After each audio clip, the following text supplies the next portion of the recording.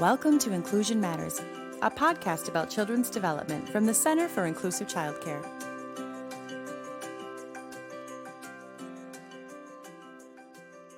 Welcome to Inclusion Matters, a podcast from the Center for Inclusive Childcare. I'm Priscilla Weigel, the Executive Director, and I'm here today again with some folks from MacPhail Center for Music. We have Jane Tate back. She was with us in our last podcast talking to us about the research that they've done at MacPhail and some really tips on great ways to use music in childcare. And today she's joined by her colleague, Cari Gregerson, and they are both early childhood music educators, and they work in the Sing, Play, Learn program at MacPhail.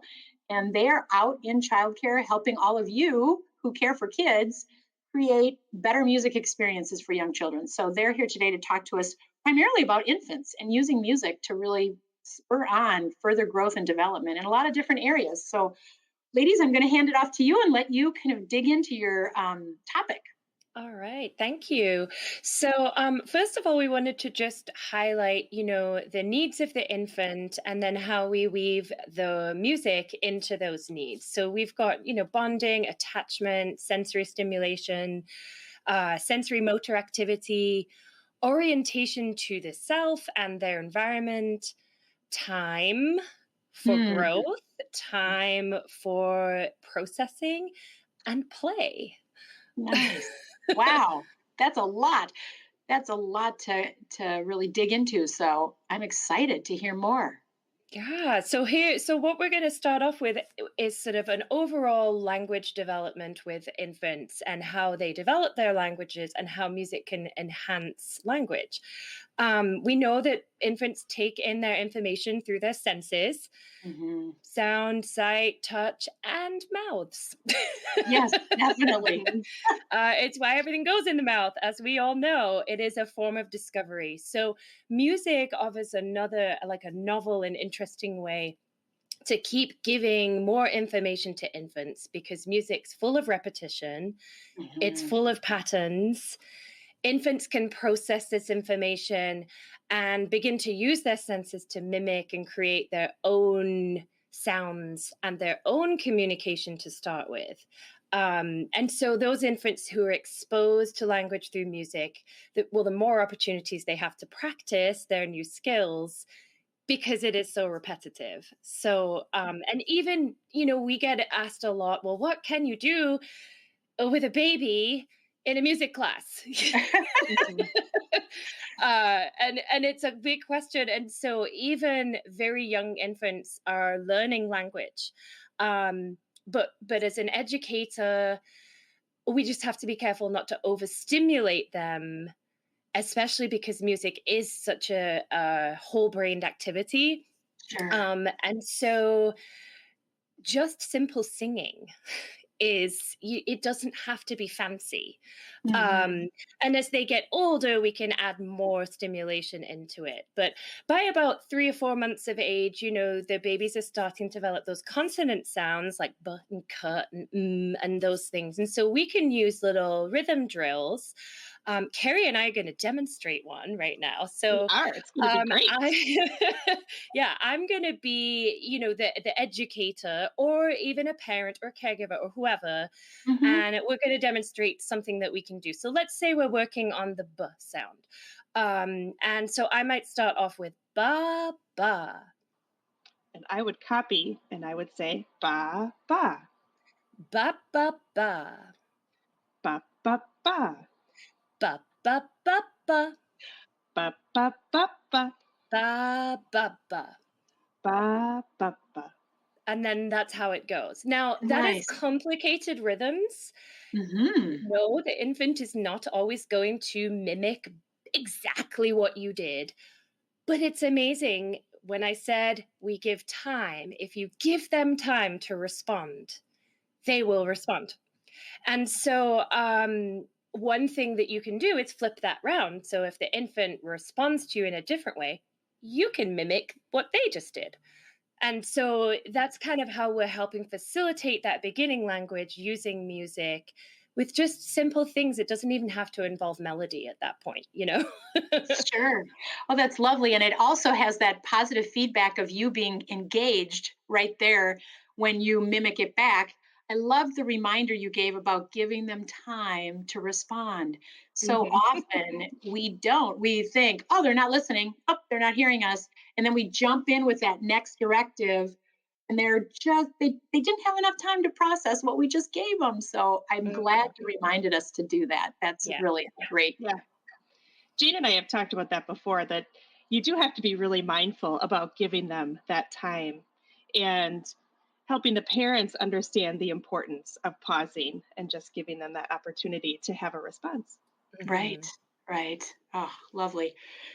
So I'm going to go on and talk a little bit about the cognitive development of infants. So how do they think and learn and problem solve, and the things that we do in music class to help facilitate that development. So as Jane said, infants learn from using their senses. So they're recognizing faces and facial expressions, and they're able to understand at a very young age what those things mean. And we see it very simply when there's a lot of smiles from an adult, you start to see that mimic from the baby. And they know that that's a good feeling. Right. As their attention grows, their eyes start to follow objects, and they become become aware of that object permanence. So something was here, but now it's gone. Where did it go? So Yeah. those things are going on in their mind when they're very young. We have some peekaboo games that we like to play in music Sure. class. And this is when we start to see that development through that entire, 0 to 1 year, even how they start to see that change.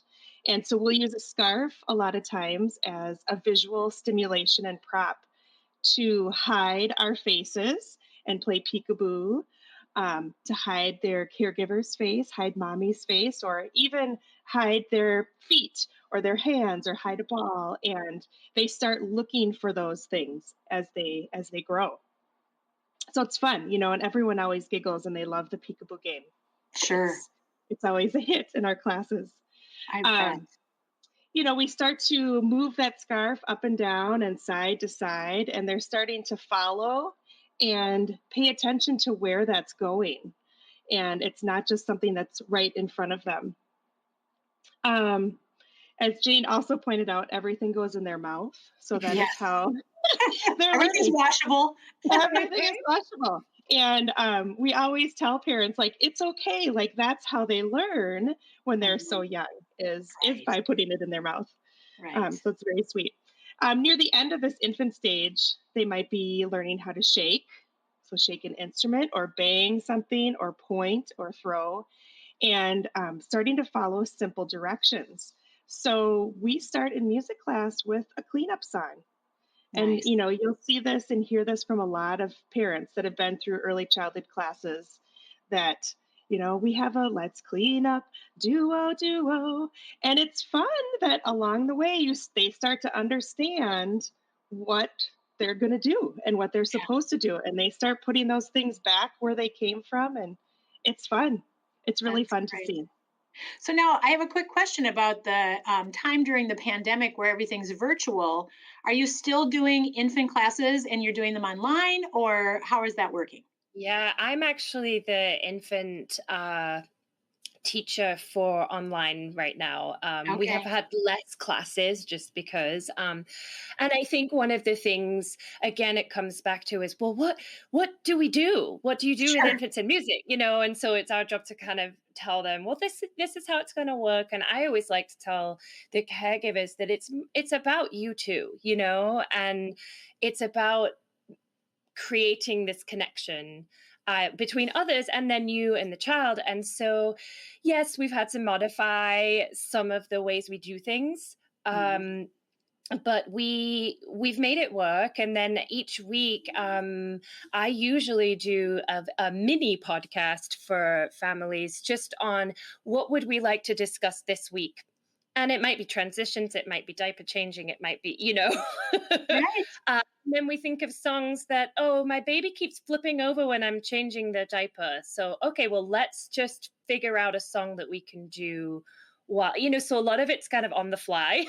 Yes, but that's such a great tool. You're building their toolkits as parents and also helping make it fun and lessening the stress of that whole thing. When you add music to those things, and I think, Cari, when you mentioned transitions, or one of you mentioned transitions, or just the way that it helps lessen that tension of, oh, we've got to get everything cleaned up. Well, when you're singing about it, your body just starts to relax so much better, and the children relax as well, and they see it as a game. And now you'll have to sing, if you'll forgive me, would you please sing some more of that cleanup song, because I don't know that one. This is one and I've been doing this for 38 years, so I love a new cleanup song, please. We have many cleanup songs. I'm sure you do. The one that I was singing, it goes, let's clean up, duo, duo, let's clean up, duo, duo, let's clean up, duo, duo, shake your fingers down, oh, shake your fingers down. That's very cute. I like that one a lot. So, and then so is the shake your fingers down kind of now, so they picked up one thing, and then shake your fingers down. Now hopefully they're going to focus on picking up something else. So there's a little transition built into the song too, to be looking for what else can you find. Yeah, and we changed the words to goodbye rhythm sticks, duo, duo, goodbye rhythm sticks, or goodbye shakers, so that it all kind of relates, and we learn how to do that activity really well. That's lovely. Oh, I love it. Great. So I know you had more you wanted to cover too, related to infant development. So what else can you share with us? Yeah. So, one of my favorite things to talk about with infants is how they start to move. I think we get really anxious about them really moving and like physically seeing them do something. And so, the infant motor movement begins simply by trying to hold their head up, right? Yeah. And by, pushing up. And we hear a lot about tummy time when they're little, to strengthen those neck muscles and to learn how to hold their head up. And but as they grow, their arms and legs start to move smoother, and they become more coordinated. And then they start reaching for objects, back to that, oh, I can see that I want that toy and I want to hold that. So they start making that movement. And later along in their development, they're sitting up and they're starting to crawl, and sometimes they're walking. Yeah. I had late walkers. Mine were already like 14, 15 months, but we had friends that their little ones were walking at like 9 months. Yeah. And so it's fun when they start crawling up on everything. So, and then we've got that fine motor skill, picking up those Cheerios, that pincer grasp that is really developing, and they're able to now hold shakers and hold rhythm sticks, and now they can start to really model what we're showing them and what their caregiver is modeling for them. Yeah. Their hearing is well developed, and we do a lot of songs in our classes where we move their body. So when they're still figure those things out, we have a song called Hold Your Hands Up High. And so we will take hands, and we'll, the grownups will take their hands and hold them up high and put them down low, and do the same thing with their legs, and we can do the whole body. So they start to feel that movement.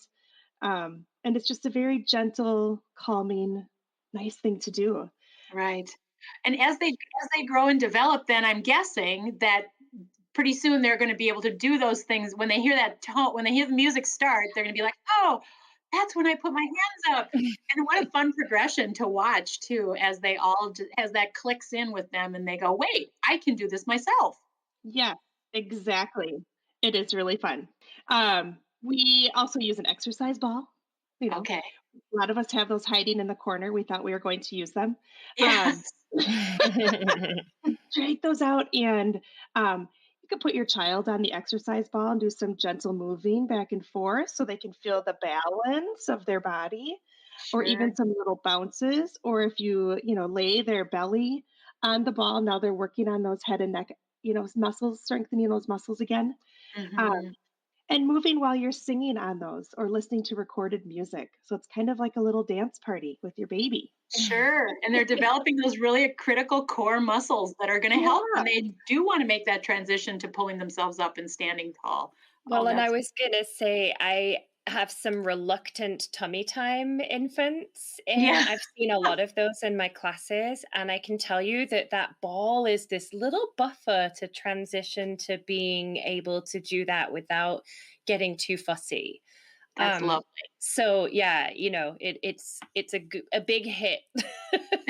That's nice. Well, the tummy time is so important, but it is one of those things that I think if there's a lot of if you get a lot of negative feedback from that baby, sometimes it's hard to say, "Oh yeah, we're going to keep going," because you kind of hit that point where the more you introduce it in a gentle, fun way, the more it just becomes part of that child's day, Yeah, and it's a really important exercise. So yeah. that's a great tip, the exercise ball, to include that. Mhm.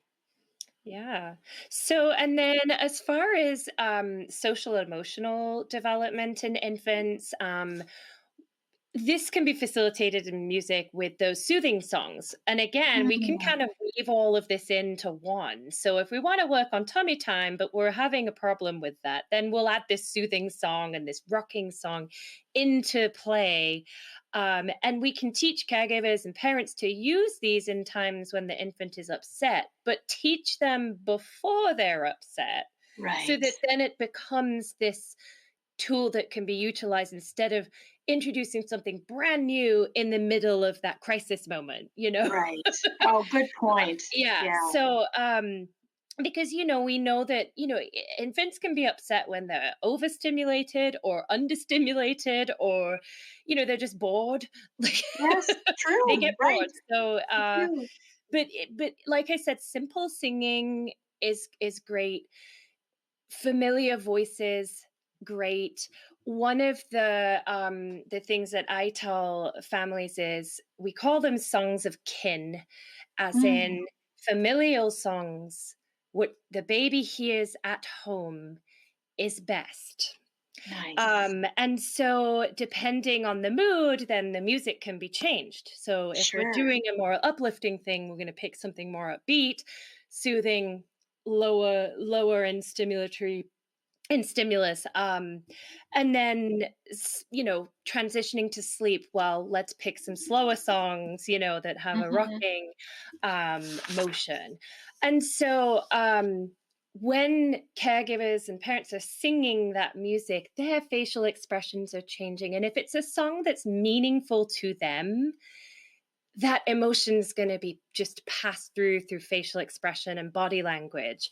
Sure. um, and so one of the songs that we use with infants is we'll get a mirror, like just a mirror Mhm. that you hold in your hand, and you might hold it up to baby's face, and then we'll sing, "Who's that looking in the mirror?" And then, "Who's that looking at me?" And then mommy might look in the mirror. "Mommy's looking in the mirror." And it's making these connections. Um, Mhm. we're showing baby their face. Yes, right. Yep. And so then this feeds into a space created for bonding, Nice. which is another big part of that. And so sometimes I get caregivers and parents who are really apprehensive about using their voice. Mm. Um, and I'm always like, it doesn't matter how you sound, how you perceive it. It's you they want to hear. Like, Yes. Yes, Yeah. it's that's you. very true. So Yeah. um this is another reason, again, picking family songs is another sort of reason why us teachers really need to understand where our families are coming from, what kind of music we're listening to, so that we're really inclusive, and we're not just kind of playing the same things that we listen to you Right. know That's lovely. So ask your families, what do you listen to at home? Maybe I can Yeah, bring that into the classroom or whatever, because that's huge. that Mhm. is huge. I'm so glad you brought that up because I think too, the other thing that you're doing as I'm listening to you and I'm picturing, you know, adults connected with infants in this moment of this music, that in some cases, and I'm sure you've heard this from caregivers and those who come to your classes or different childcare folks that you've worked with in settings. I'm not good at music, as you said. I don't know what to do. I don't know where to start. But what you're doing by providing these tools is they're focusing on those tools, but they're really focusing on the interaction and Mhm, that absolutely. critical piece that builds those social emotional skills of I do this, you respond, and you like me. I matter. I'm special. I'm wonderful. I belong to this group and this community and this family. And by building those connections too with the music and those familiar tunes, That's lovely. I think that's beautiful. I know we want to talk about in our next installment toddlers and what their development looks like. It sounds like a fun way to spend time with families, and I'm sure that you are the tools that you give them are so important to building those great bonds. And in our podcast, we always like to pose a question to our listeners to get them engaged on our social media. So my question for those of you listening today is, what are some of your favorite songs to sing with infants?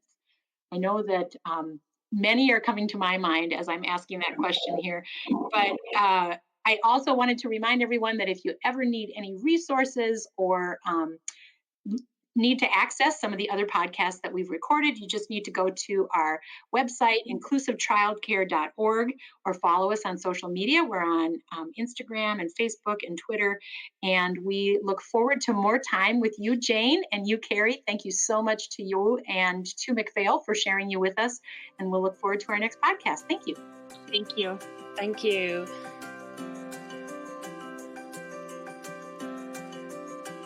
Thanks for listening. For more resources, visit us at inclusivechildcare.org.